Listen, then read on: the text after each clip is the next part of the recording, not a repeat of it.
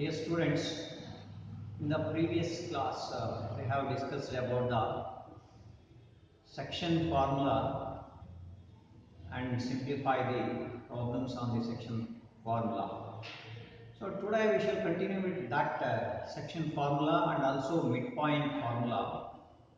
So observe the students, observe the problem, today's problem.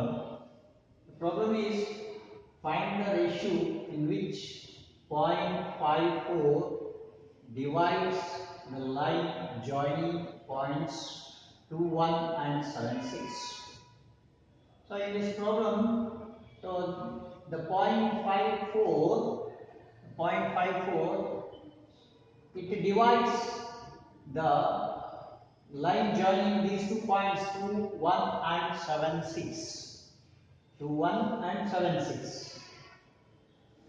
Kannada ಮೀಡಿಯಂನವರು ನೋಡಿ 5, 4 ಬಿಂದು 2, 1 ಮತ್ತು 7, 6 ಬಿಂದುಗಳನ್ನು ಸೇರಿಸುವ ರೇಖಾಖಂಡವನ್ನು ಯಾವ ಅನುಪಾತದಲ್ಲಿ ವಿಭಾಗಿಸುತ್ತದೆ ಎಂಬುದನ್ನು ಕಂಡುಹಿಡಿಯಿರಿ.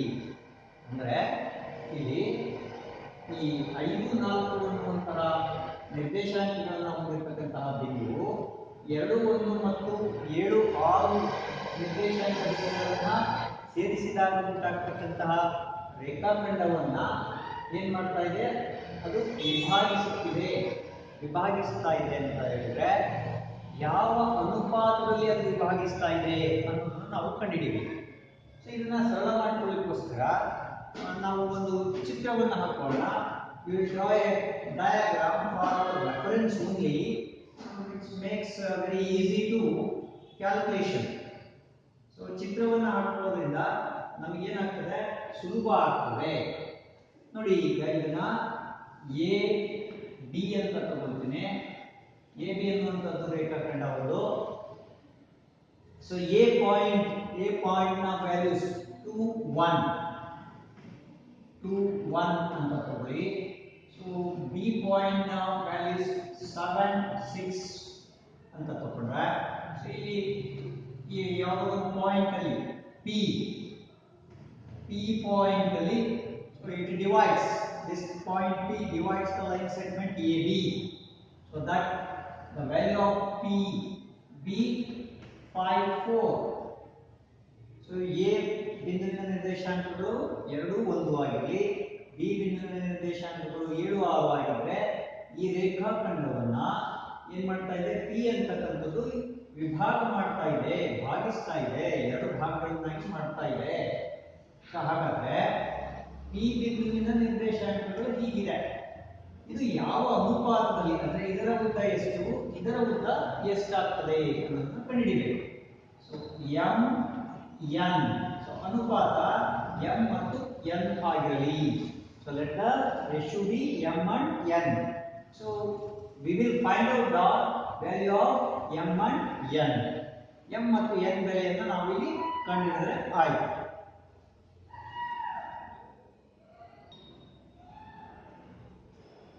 So now students, we will simplify this as in the previous problem by using the section formula. So let this be x1, y1 and this should be x2, y2 and the coordinates of the point are taken as xy. So let us write the datas. x1, the value of x1 is 2. y1, so value of y1 is 1. Similarly, value of x2 equals 7. Value of y2 equals 6. So value of x equals 5. Value of y equals 4. ನೋಡಿ ವಿದ್ಯಾರ್ಥಿಗಳೇ, ಇದರಲ್ಲಿ ನಾನು ಇದನ್ನ x1 y1 ಅಂತ ಬರ್ಕೊಳ್ಳಿ. ಇದನ್ನ x2 y2 ಎರಡು ಬಿಂದುಗಳು x2 y2 ಅಂತ ಬರ್ಕೊಂಡಾದ್ಮೇಲೆ ಈ p ಬಿಂದುವಿನ ನಿರ್ದೇಶಾಂಕಗಳನ್ನು xy ಅಂತ ತಗೊಳ್ತೀವಿ. ಈಗ ಅದರ ಬೆಲೆಗಳನ್ನು ಆದೇಶ ಮಾಡ್ತಾ ಇದ್ದೀವಿ. x1 ಅಂದ್ರೆ 2, y1 ಅಂದ್ರೆ 1, x2 ಅಂದ್ರೆ 7, y2 ಅಂತ ಹೇಳಿದ್ರೆ 6. ಸೊ ಹಾಗೆ x ನ ಬೆಲೆ 5, y ನ ಬೆಲೆ 4 ಅದನ್ನು ಬರ್ಕೊಂಡಿದ್ದೀನಿ. ಸೊ ಈಗ ನಾವು ಆ ಭಾಗ ಪ್ರಮಾಣ ಸೂತ್ರವನ್ನ ಹಾಕಬೇಕು. ಆ ಸೂತ್ರದಲ್ಲಿ ಅದನ್ನು ಆದೇಶ ಮಾಡಿ ಬೆಲೆಯನ್ನ ಕಂಡುಹಿಡಿಯಬೇಕು. So we will write the section formula and simplify it. We will get the value of m and n. So come on, tell me students, what is the formula, section formula to find out this ratio m and n? Yes, it is P of x comma y equals m into x2 plus n into x1 by m plus n. So ಇದು ಏನು ಬರ್ತದೆ, ಇದು x ನ ವ್ಯಾಲ್ಯೂನ ಸೂಚಿಸುತ್ತದೆ. So ಇದು ಇದರ ಬೆಲೆಯನ್ನು ಕಂಡುಹಿಡಿದ್ರೆ x ನ ಬೆಲೆ ನಮಗೆ ಸಿಗ್ತದೆ. ಸೊ ಹಾಗೇನೇ m into y2 plus n into y1 by m plus n. So this is the section formula. ಇದು ಭಾಗ ಪ್ರಮಾಣ ಸೂತ್ರ. ಬಹಳ ಸರಳವಾಗಿದೆ ವಿದ್ಯಾರ್ಥಿಗಳೇ. ಯಾವಾಗಲೂ ನಾವೇನ್ ಮಾಡಬೇಕು, ಸೂತ್ರಗಳನ್ನ ಚೆನ್ನಾಗಿ ನೆನಪಿಟ್ಕೊಳ್ಬೇಕು. P of xy equals m into x2 plus n into x1 divided by m plus n. So m into y2 plus n into y1 divided by m plus n. So ಈಗ ಇದರಲ್ಲಿ ಆ ಬೆಲೆಗಳನ್ನ ಆದೇಶ ಮಾಡೋಣ. ಸೊ x y ಅಂತ ಹೇಳಿದ್ರೆ x ಅಂದ್ರೆ 5, y ಅಂದ್ರೆ 4. 5 4 equals m, we have to find out x2. The value of x2 is here 7. m into 7 plus n into x1 is 2. ನೋಡಿ, x1 ಬೆಲೆ ಇಲ್ಲಿದೆ, x2 ಬೆಲೆ ಇಲ್ಲಿದೆ. So n into x1, it means 2. So m into x2 means 7. So n, write as it is, the value of x1 is 2 divided by m plus n. m plus n. So m ಮತ್ತು n ನ ಬೆಲೆ ಕಂಡುಹಿಡಿಯಬೇಕಾಗಿರೋದ್ರಿಂದ ಅದನ್ನ ಹಾಗೆ ಬರ್ಕೊಳ್ತಿದ್ದೀವಿ. We will write as it is because we are going to find out the value of m and n. So in case of the values of y1 y2 are m into y2 is 6, y2 is 6, m into 6 plus, so n into y1, so the value of y1 is 1 by m plus n. So observe students, in this problem we are going to find out the value of m and n. So therefore we can simplify, or we can find out the value m and n by using only the x values or by using only the y values. So ಇಲ್ಲಿ ನಾವು m ಮತ್ತು n ಅನುಪಾತಗಳನ್ನ, ಅಂದ್ರೆ m ಮತ್ತು n ನ ಬೆಲೆಗಳನ್ನ ಕಂಡುಹಿಡಿಯಬೇಕಾಗಿರೋದ್ರಿಂದ ನಾವು ಈ x ನ ಬೆಲೆಗಳನ್ನು ಉಪಯೋಗಿಸಿ ಬೇಕಾದ್ರೂ ಕಂಡುಹಿಡಿಯಬಹುದು, ಅಥವಾ y ನ ಬೆಲೆಯನ್ನ ಮಾತ್ರ ಆದೇಶ ಮಾಡಿಕೊಂಡು ಕಂಡುಹಿಡ್ಕೋಬಹುದು ನಾವು. ಸೊ ಹಿಂದಿನ ಲೆಕ್ಕದಲ್ಲಿ ನಾನು ಏನು ಮಾಡಿದ್ದೇನೆ, x ಅನ್ನು ಉಪಯೋಗಿಸ್ಕೊಂಡು, ಇದರ ಹಿಂದಿನ ಲೆಕ್ಕದಲ್ಲಿ ಪ್ರೀವಿಯಸ್ ಪ್ರಾಬ್ಲಮ್ ಅಲ್ಲಿ x ವ್ಯಾಲ್ಯೂಸ್ ಅನ್ನ ಯೂಸ್ ಮಾಡಿಕೊಂಡು ನಾವು m n ಅನ್ನ ಫೈಂಡ್ ಔಟ್ ಮಾಡಿದ್ದೀವಿ. ಸೊ ಇದು ಕೂಡ ಅದನ್ನೇ ಅಪ್ಲೈ ಮಾಡಿದ್ರು ನಡೀತದೆ. ಆದ್ರೆ ಸೊ ನಿಮಗೆ ನಾನು ಏನು ಮಾಡ್ತಾ ಇದ್ದೀನಿ, ಇದನ್ನು ತೆಗೆದುಕೊಳ್ತಾ ಇದ್ದೀನಿ. ಸೊ y ನ ಬೆಲೆಯನ್ನ ಉಪಯೋಗಿಸ್ಕೊಂಡ್ರೆ ನಾವು ಅದೇ ಉತ್ತರ ಸಿಗ್ತದೆ ನಮಗೆ. x ಗೆ ಏನು ತೆಗೆದುಕೊಂಡು ನಾವು ಸಬ್ಸ್ಟಿಟ್ಯೂಟ್ ಮಾಡಿ ಸಿಂಪ್ಲಿಫಿಕೇಶನ್ ಮಾಡಿದಾಗ ರೇಷಿಯೋ ಬರ್ತದೋ, you will get the same result as in case of by taking the values of y. So ಈಗ ನಾನು y ಮಾತ್ರ ತೆಗೆದುಕೊಳ್ತಾನೆ. y ಅಂತ ಹೇಳಿದ್ರೆ ಇಲ್ಲಿ ಏನು ಬರ್ತದೆ, ಈ ಕಡೆ ಈಕ್ವಲ್ಸ್ ನ ಎಡಭಾಗದಲ್ಲಿ x ಅಂದ್ರೆ 5, y ಅಂದ್ರೆ 4. ಸೊ 4 ಈಕ್ವಲ್ಸ್, ನಾನು y ವ್ಯಾಲ್ಯೂಸ್ ತಗೊಳ್ತಾ ಇದ್ದೇನೆ. ಇದನ್ನು ಸರಿಯಾಗಿ ಗಮನಿಸಬೇಕು. y ತೆಗೆದುಕೊಂಡಾಗ ನೋಡಿ x ತೆಗೆದುಕೊಂಡಾಗ ಈ 5 ಅನ್ನ ಇದಕ್ಕೆ ಈಕ್ವೇಟ್ ಮಾಡಬೇಕು, ಇದಕ್ಕೆ ಈಕ್ವೇಟ್ ಮಾಡಬೇಕು. ಸೊ y ವ್ಯಾಲ್ಯೂ ತಗೊಂಡಾಗ 4 ಅನ್ನ ಇದಕ್ಕೆ ಈಕ್ವೇಟ್ ಮಾಡಬೇಕು. ಸೊ ಇದನ್ನ ಚೆನ್ನಾಗಿ ನೆನಪಿಟ್ಕೊಳ್ಬೇಕು ವಿದ್ಯಾರ್ಥಿಗಳೇ. ಸೊ ಯಾವುದನ್ನ ಯಾವುದಕ್ಕೆ ಈಕ್ವೇಟ್ ಮಾಡಬೇಕು. ಸೊ ಯಾವಾಗಲೂ ಕೋಆರ್ಡಿನೇಟ್ ಸಿಸ್ಟಮ್ ಅಲ್ಲಿ the values always in the form of x, y. First ಬರ್ತಕ್ಕಂಥದ್ದು x ಆಗಿರ್ತದೆ, ನಂತರ ಬರ್ತಕ್ಕಂಥದ್ದು y ಆಗಿರ್ತದೆ. ಸೊ ಹಾಗಾಗಿ ಇದು x ತೆಗೆದುಕೊಂಡ್ರೆ ಇದನ್ನ ಈಕ್ವೇಟ್ ಮಾಡಿ ಸಮೀಕರಿಸಿ, y ತೆಗೆದುಕೊಂಡ್ರೆ ಇದನ್ನ y ಈ ಬೆಲೆಯನ್ನ ಸಮೀಕರಿಸಿ. ಸೊ ನಾನು ಹಿಂದಿನ ಲೆಕ್ಕದಲ್ಲಿ ಆಲ್ರೆಡಿ x ಅನ್ನು ತೆಗೆದುಕೊಂಡು ಮಾಡೋದು ಹೇಗೆ ಅಂತ ಹೇಳ್ಕೊಟ್ಟಿದ್ದೀನಿ. ನಿಮಗೆ ಯಾವುದು ಮಾಡಿದ್ರೂ ಒಂದೇ ಉತ್ತರ ಬರ್ತದೆ ಅನ್ನೋದಕ್ಕೆ ಈ ಲೆಕ್ಕದಲ್ಲಿ ನಾನು y ಅನ್ನು ತೆಗೆದುಕೊಂಡು y ನ ಬೆಲೆಯನ್ನು ತೆಗೆದುಕೊಂಡು ಸಮೀಕರಿಸಿ m ಮತ್ತು n ನ ಬೆಲೆಯನ್ನ ಕಂಡುಹಿಡಿಯೋಣ. So 4 equals, observe here, 6 into m, 6m. 6 into m, it is 6m plus.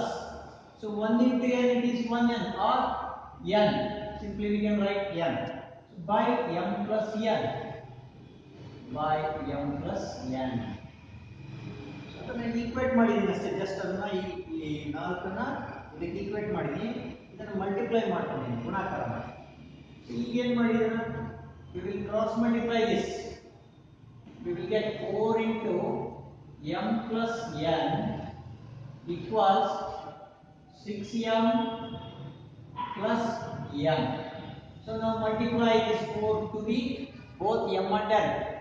4 into m, 4m plus 4 into n, 4n equals 6m plus n. So now rearrange the variables of the similar variables. Rearrange the similar variables to the one side of the equals. So ಒಂದೇ ರೀತಿಯಾಗಿರ್ತಕ್ಕಂತಹ ಚರಾಕ್ಷರಗಳನ್ನ ಒಂದೇ ಕಡೆ ತೆಗೆದುಕೊಳ್ಳೋದು. ನೋಡಿ ಯಾವುದು ದೊಡ್ಡದಿದೆಯೋ ಆ ಕಡೆಗೆ ಅದನ್ನ ಚಿಕ್ಕದನ್ನು ವರ್ಗಾವಣೆ ಮಾಡೋಣ. So we will transfer the smaller variable to the larger side. So 4m ಇದನ್ನ ರೈಟ್ ಸೈಡ್ ಟ್ರಾನ್ಸ್ಫರ್ ಮಾಡಿದ್ರೆ ಈ n ಅನ್ನ ಲೆಫ್ಟ್ ಸೈಡ್ ಟ್ರಾನ್ಸ್ಫರ್ ಮಾಡೋಣ. ಸೊ ಆಗೇನಾಗ್ತದೆ, signs will be change. Sign ಏನಾಗ್ತದೆ, ಬದಲಾವಣೆ ಆಗ್ತದೆ. 4n minus n equals 6m minus 4m. 6m minus 4m. So if you observe this, 4n minus n, 4n ನಲ್ಲಿ n ಅನ್ನು ಒಂದು n ಅನ್ನು ಕಳೆದ್ರೆ 3n ಆಗ್ತದೆ. equals 6m ನಲ್ಲಿ 4m ಅನ್ನು ಕಳೆದ್ರೆ, if you subtract 6m minus 4m, you will get 2m. 2m. So ratio ಬೇಕಾಗಿದೆ, ಅನುಪಾತ. ಅದಕ್ಕೆ 2 ಅನ್ನು ಕ್ರಾಸ್ ಮಲ್ಟಿಪ್ಲೈ ಮಾಡಿ, ಸೊ n ಅನ್ನು ಇಲ್ಲಿ ಕ್ರಾಸ್ ಮಲ್ಟಿಪ್ಲೈ ಮಾಡಿದ್ರೆ 3/2 equals m ಇಲ್ಲೇ ನ್ಯೂಮರೇಟರ್ ಅಲ್ಲಿ ಇರ್ತದೆ. ಸೊ n ಡಿನಾಮಿನೇಟರ್ ಬರ್ತದೆ. ಸೊ ಈಗ ಅಬ್ಸರ್ವ್ ಮಾಡಿ, m ವ್ಯಾಲ್ಯೂ 3 ಬರ್ತದೆ, n ವ್ಯಾಲ್ಯೂ 2 ಬರ್ತದೆ. So therefore m equals 3, n equals 2. m equals 3, n equals 2. So therefore ratio, ಅನುಪಾತ, ratio m is to n equals 3 is to 2. m is to n equals 3 is to 2. That means this point divides the line segment AB in the ratio 3 is to 2.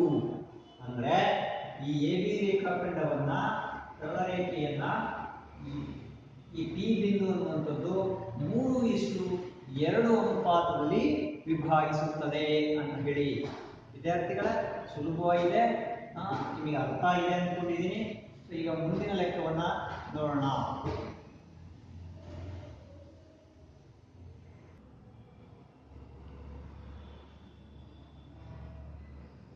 Students, Observe this problem. In this problem, find the coordinates of the midpoint of the line segments joining the points 2, 3 and 4, 7.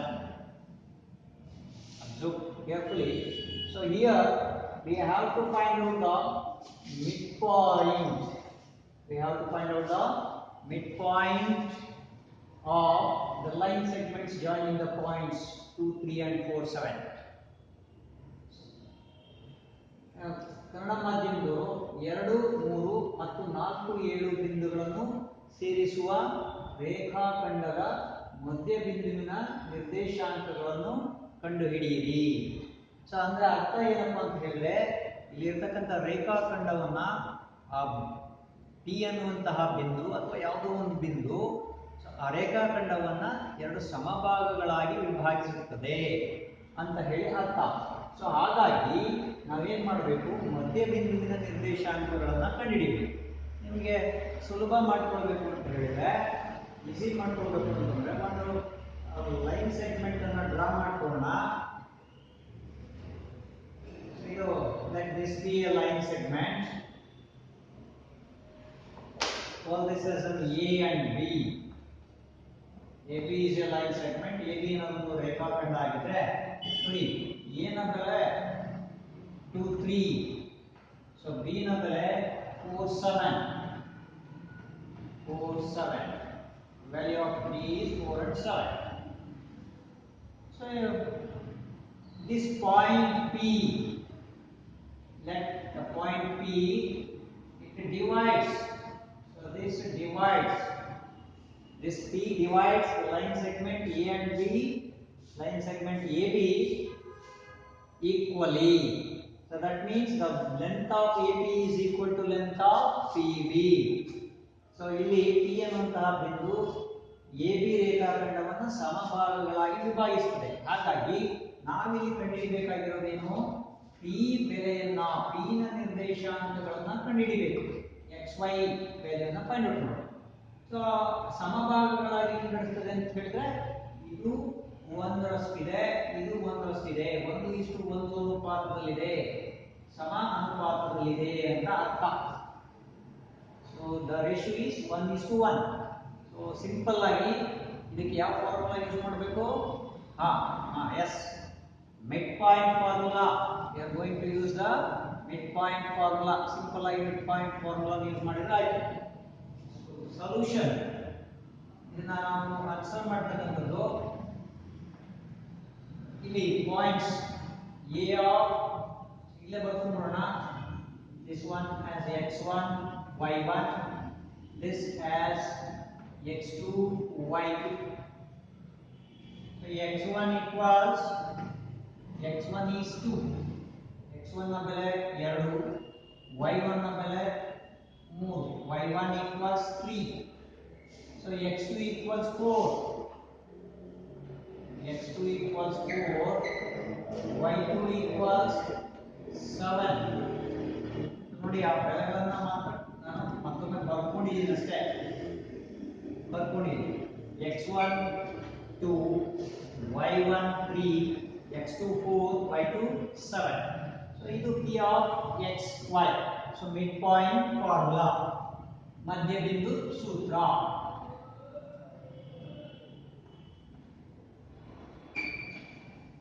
We are going to use here midpoint formula. Midpoint formula, ಮಧ್ಯಬಿಂದು ಸೂತ್ರ.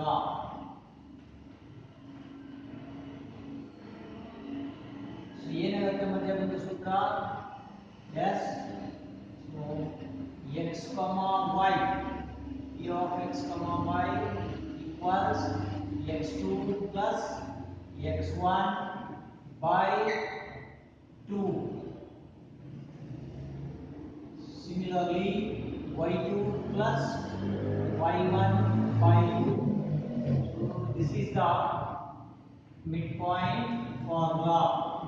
So ಇದನ್ನು ನಾವು ಮಧ್ಯಬಿಂದು ಸೂತ್ರ ಅಂತ ಕರಿತೀವಿ. ಸುಲಭವಾಗಿರ್ತಕ್ಕಂಥ ಸೂತ್ರ P of xy equals x2 plus x1 by 2, y2 plus y1 by 2.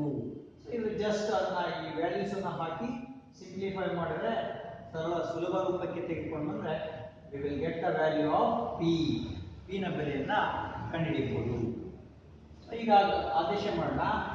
P of X Y it will be equal to the value of x2. x2 means 4 plus value of x1 is 2. 4 plus 2 by 2. So y2, now the value of y2 is 7. y1 is 3. 7 plus 3 by 2. 7 plus 3 by 2. So equals, so 4 plus 2 is 6 by 2. So 7 plus 3 is 10 by 2. So simplify madi. So if you simplify this, 2 1s are 2 3s are 2 1s are 2 5s are, we will get the value 3 5. So therefore the value of the coordinates of the point P is 3 and 5. The value of the coordinates of P are 3 5. So P ಬಿಂದುವಿನ ನಿರ್ದೇಶಾಂಕಗಳು 3 ಮತ್ತು 5. So ಸುಲಭವಾಗಿದೆಯಲ್ಲ ವಿದ್ಯಾರ್ಥಿಗಳ?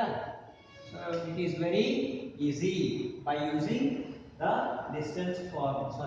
midpoint formula. So this is the way to simplify the problems on the section by using the section formula and midpoint formula. ಈ ರೀತಿಯಾಗಿ ನಾವು ಭಾಗ ಪ್ರಮಾಣ ಸೂತ್ರವನ್ನು ಉಪಯೋಗಿಸಿಕೊಳ್ಳುತ್ತೇವೆ ಹಾಗೂ ಮಧ್ಯ ಬಿಂದುವಿನ ಸೂತ್ರವನ್ನು ಬಳಸಿಕೊಳ್ಳುತ್ತೇವೆ. ಇಲ್ಲಿ ನಾವು ಬಹುಮುಖ್ಯವಾಗಿ ತಿಳ್ಕೊಳ್ತಕ್ಕಂಥದ್ದು ಸೂತ್ರಗಳನ್ನು ಚೆನ್ನಾಗಿ ನೆನಪಿಟ್ಕೊಳ್ಬೇಕು ಮತ್ತು ಲೆಕ್ಕವನ್ನು ಚೆನ್ನಾಗಿ ಓದ್ಕೊಳ್ಬೇಕು. ಅದರಲ್ಲಿರ್ತಕ್ಕಂಥ ದತ್ತಾಂಶಗಳನ್ನು ಸರಿಯಾಗಿ ನಾವು ಬರ್ಕೊಳ್ಬೇಕು. ಆ ದತ್ತಾಂಶಗಳನ್ನು ಬರ್ಕೊಂಡು ನಂತರ ಅವುಗಳನ್ನು ಆ ಸೂತ್ರದ ಒಳಗಡೆ ಆದೇಶ ಮಾಡಬೇಕು. So first we have to understand the problem and write down the data of the given which are given in the problem. So then apply the suitable formula and simplify, you will get the correct values. So this is the process. So ಈ ವಿಧಾನ ಇದಕ್ಕೆ ನಾವೇನು ಮಾಡಬೇಕು? We have to practice. ಏನು ಮಾಡಬೇಕು? ಹೆಚ್ಚು ಹೆಚ್ಚು ಅಭ್ಯಾಸ ಮಾಡ್ತಾ ಹೋಗಬೇಕು. ಲೆಕ್ಕಗಳನ್ನು ಬಿಡಿಸ್ತಾ ಹೋಗಬೇಕು. ಹಾಗೆಯೇ ಸೂತ್ರಗಳನ್ನು ಬರಿತಾ ಹೋಗಬೇಕು. ಆಗ ನಮಗೇನಾಗ್ತದೆ? ಲೆಕ್ಕಗಳು ಸುಲಭ ಆಗ್ತಾ ಹೋಗ್ತದೆ ವಿದ್ಯಾರ್ಥಿಗಳೇ.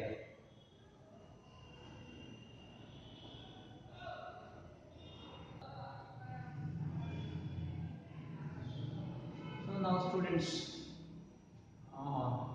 this will be the another problem on the midpoint formula. So you have to simplify this in your home. So ವಿದ್ಯಾರ್ಥಿಗಳೇ, ಈಗ ಇನ್ನೊಂದು ಮಧ್ಯಬಿಂದು ಸೂತ್ರವನ್ನು ಉಪಯೋಗಿಸಿ ಮಾಡ್ತಕ್ಕಂತಹ ಲೆಕ್ಕ ತುಂಬ ಸುಲಭವಾಗಿರ್ತಕ್ಕಂಥ ಲೆಕ್ಕ. ಇದನ್ನು ನೀವು ಮನೆಯಲ್ಲೇ ಅದನ್ನು ಮಾಡ್ಕೊಳ್ತೀರಿ ಅಂತ ಹೇಳ್ತೇನೆ. ನೋಡಿ, ಇಲ್ಲಿ ಲೆಕ್ಕ ಹೀಗಿದೆ problem. So find the coordinates of the mid point of the line joining the points -3, 10 and 6 and 6 minus 8. So coordinates of the points ಏನಿದೆ ಲೈನ್ ಜಾಯಿನಿಂಗ್ ಮಾಡ್ತಕ್ಕಂಥದ್ದು -3 10 ಇದೆ, 6 8 ಇದೆ. ಸೊ ನಾವು mid point, coordinates of the mid point. So ಮಧ್ಯ ಬಿಂದು ಅಂದ್ರೆ mid point formula use ಮಾಡಿ similar as we have simplified in the previous problem. So if you solve this by using the midpoint formula, you will get the answer. -3 10 ಮತ್ತು 6 -8 ಬಿಂದುಗಳನ್ನು ಸೇರಿಸುವ ರೇಖಾಖಂಡದ ಮಧ್ಯ ಬಿಂದುವಿನ ನಿರ್ದೇಶಾಂಕಗಳನ್ನು ಕಂಡುಹಿಡಿಯಿರಿ. ನೋಡಿ, ಇಲ್ಲಿ ಈ -3 10 ಮತ್ತು 6 -8 ಬಿಂದುಗಳನ್ನು ಸೇರಿಸಿದಾಗ ಒಂದು ರೇಖಾಖಂಡ ಉಂಟಾಗ್ತದೆ. ಆ ರೇಖಾಖಂಡವನ್ನು ಯಾವುದೋ ಒಂದು ಬಿಂದು ಅಂದರೆ ಎ ಪಿ ಪಿ ಅಂತ ತಗೊಳ್ತೀವಿ ನಾವು, ಅಥವಾ ನೀವು ಯಾವ ಬೇಕಾದ್ರೂ ಹೆಸರನ್ನು ಕೊಡ್ಬೋದು. ಒಂದು ಮಧ್ಯಬಿಂದುವಿನ ನಿರ್ದೇಶಾಂಕಗಳು, ರೇಖಾಖಂಡವನ್ನು ವಿಭಾಗಿಸುವಂತಹ ಮಧ್ಯಬಿಂದುವಿನ ನಿರ್ದೇಶಾಂಕಗಳನ್ನು ಕಂಡುಹಿಡಿಬೇಕು. ಇದಕ್ಕೆ ನೀವು ಏನು ಮಾಡಬೇಕಪ್ಪ ಅಂತ ಹೇಳಿದ್ರೆ, ಮಧ್ಯಬಿಂದುವಿನ ಸೂತ್ರವನ್ನು ಹಾಕಿ, ಇದಕ್ಕೆ x1 y1 ಅಂತ ತಗೊಳ್ಳಿ, ಇದಕ್ಕೆ x2 y2 ಅಂತ ತಗೊಳ್ಳಿ. ಸೊ ಮಧ್ಯಬಿಂದುವಿನ ಸೂತ್ರ ಇದೆ p of x, y equals x2 plus x1 by 2 y2 plus y1 by 2.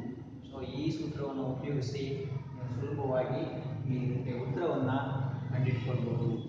Okay, students, we will see in the next class.